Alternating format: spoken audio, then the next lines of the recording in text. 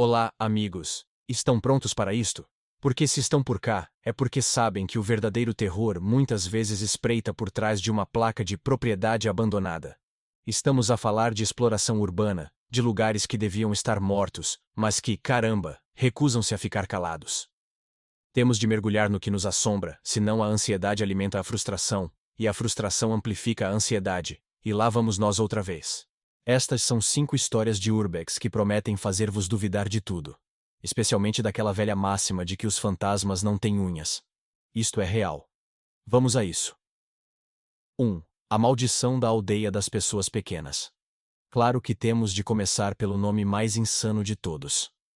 Eu e o meu amigo Mark estávamos obcecados em encontrar a tal aldeia das pessoas pequenas. Little People Village. Eu encontrei-a num daqueles sites de lendas urbanas, ao lado de coisas como Dudley Town e asilos abandonados, o que, por acaso, entra na história mais tarde. A lenda era de que um artesão maluco tinha construído uma aldeia miniatura intricada na floresta, feita de pedra. Mas o mais importante, amigos, era o trono ominoso de pedra. A lenda dizia que quem se sentasse nele ficaria amaldiçoado e morreria 7 anos depois. Caramba, vocês acham que eu resisti? Claro que não. Depois de horas a procurar por descrições horríveis e vagas da localização, encontramo-la, aninhada entre uma saída de autoestrada e linhas de alta tensão. Sim, eu sentei-me no trono. Foi assustador. Mas a verdadeira maldição é o que encontramos a seguir. 2. O Hospice dos Espectros Cinzentos. Enquanto procurávamos a aldeia das pessoas pequenas, decidimos ir a este complexo abandonado de cuidados paliativos, um hospício, como alternativa. Eu e o Mark fomos a este lugar mais de uma dúzia de vezes. O edifício principal tinha a forma de um T, e a única forma de entrar era através de uma janela partida na lateral da cave. Amigos, eu odiava aquela cave. Era um espaço enorme com um piano, um palco e uns murais assustadores nas paredes que me faziam lembrar o leste europeu comunista na era da Guerra Fria. Exploramos cada centímetro. Havia por todo o lado vestígios de adolescentes degenerados, grafites, coisas partidas, e a pior de todas, pássaros mortos.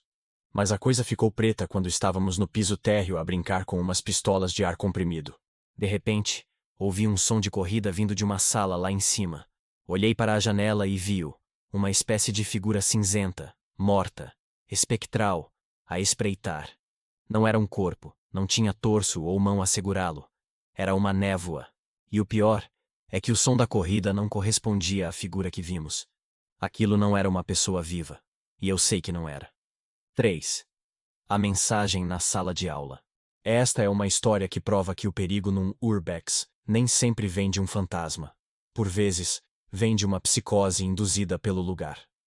O meu grupo e eu fomos até Buckhorn, Iowa, uma antiga cidade fantasma que prosperou graças a uma grande leitaria, mas que foi abandonada de um dia para o outro.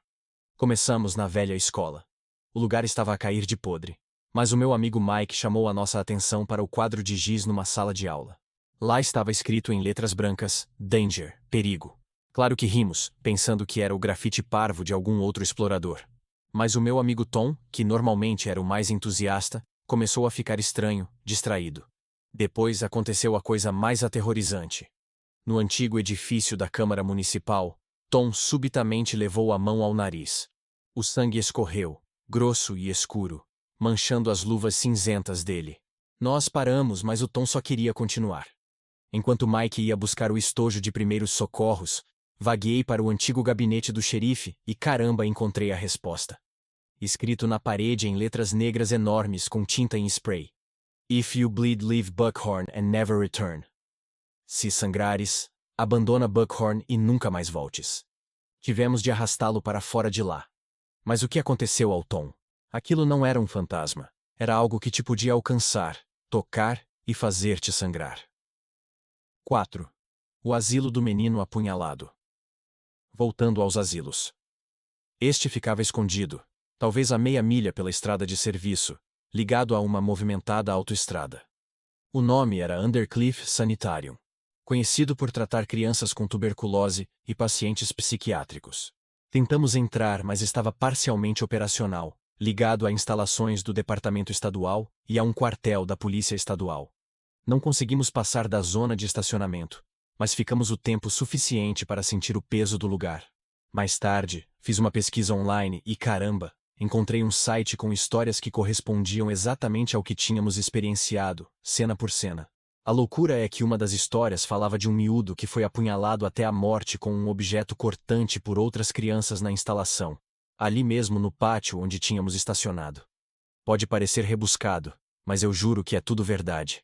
Ver a confirmação do terror num site, horas depois de estares nesse local, faz-te sentir que a realidade está a desmoronar-se. É o tipo de coisa que te mantém acordado à noite. 5. A Aldeia da Indiferença, Granadilha. Vamos terminar com a história que prova que o isolamento é a verdadeira armadilha.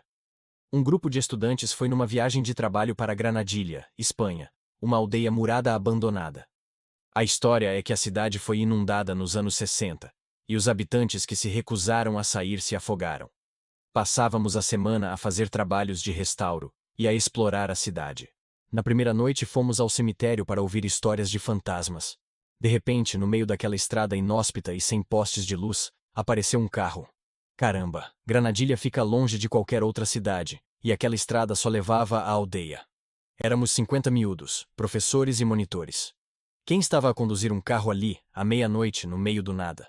Lembro-me dos monitores a fechar o portão e de um deles a sussurrar a um professor. Isto já não é problema nosso, seria desrespeitoso com os miúdos. Eles não estavam a brincar. O terror nos olhos dos meus colegas era palpável. Era como se o horror que existia lá fora, na civilização, tivesse chegado ao nosso refúgio murado. Caramba, isso foi intenso. Lugares abandonados são como feridas abertas no mundo. E às vezes, basta uma visita para apanhar uma infecção daquelas que te assombra para sempre. Se tem uma história paranormal, urbex, ou uma loucura que vos faça questionar se não deveriam ter ficado em casa, submetam na caramba. É um alívio enorme conseguir desabafar.